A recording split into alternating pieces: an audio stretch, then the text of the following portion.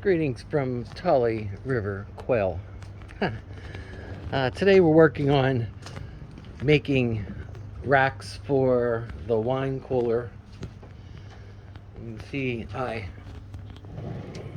have these drawers. There's a little mechanism on the side that you lift up. I took that off of the other side, so I only have to do this with one hand, and the drawer pulls out. You can see I put a grid across the back, some fencing, and that'll go against the back and protect the chicks from coming out. I'm going to show you how I did that. I'm going to show you the flooring. This used to be, I'll show you out here. So wine coolers have wooden racks, a lot of them. Some have metal. But to make a flat spot, I got this Lincon material from one of the box stores, and I cut it to size. My wine cooler had flared sides, so I did a little bend by putting it along the edge here and using a piece of flat metal.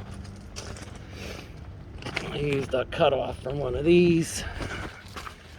I basically set it across here, put something heavy on top of it like this, and then with two hands I made a bend. It's easy to bend, it's just aluminum. So anyway, I did that so I have a flat base.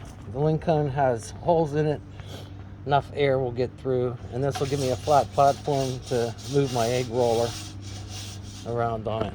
And then what I did with this PVC 1x1 fencing that I have,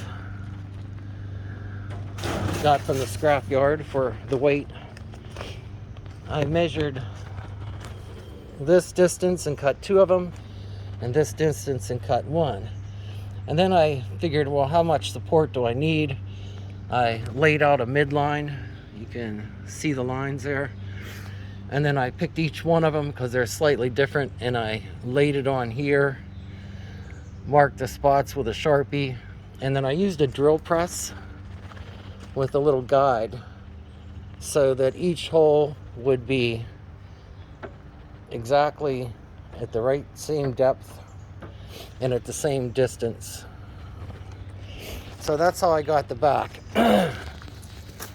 Now what I'm going to do is do the same thing here, cut out some of these middle pegs as I did on the back one there, and then I'll hog ring that back one and I'll sink these in to the side, and that'll give me three corners. Once I do that, I'm going to use this Lexan for the faceplate, so I'll have a clear front, be able to see the chicks while they're hatching, and I'll attach that to the side plates using 2-inch pieces of angle iron that I'm going to have a 1-inch piece of metal that I'm going to rivet through the rack material.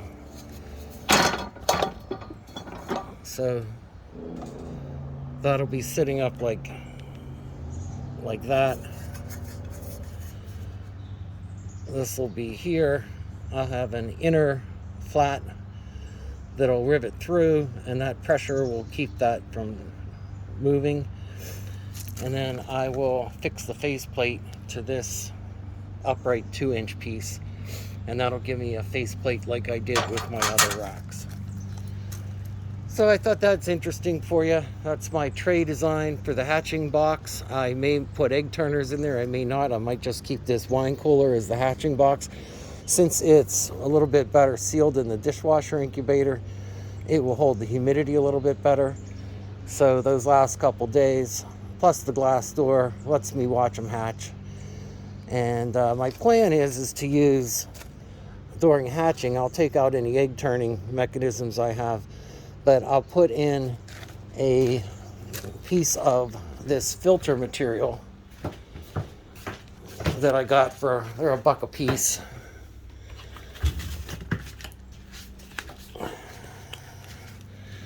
And you see how this just fits nicely right inside there.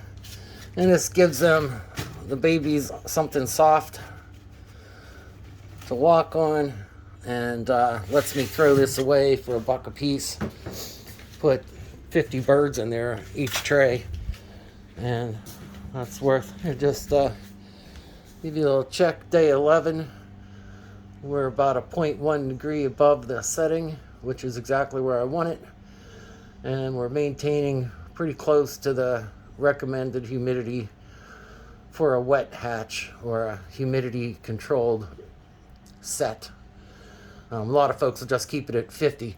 You have to realize that if you have 50% humidity, you're not losing nor are you gaining water in the egg.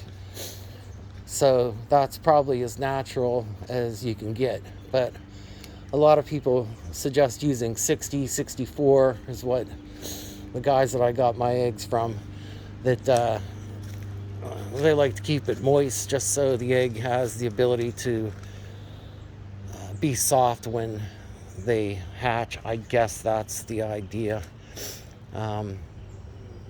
Anyway, there we are. Tully River Quail, over and out. 10-4, Roger.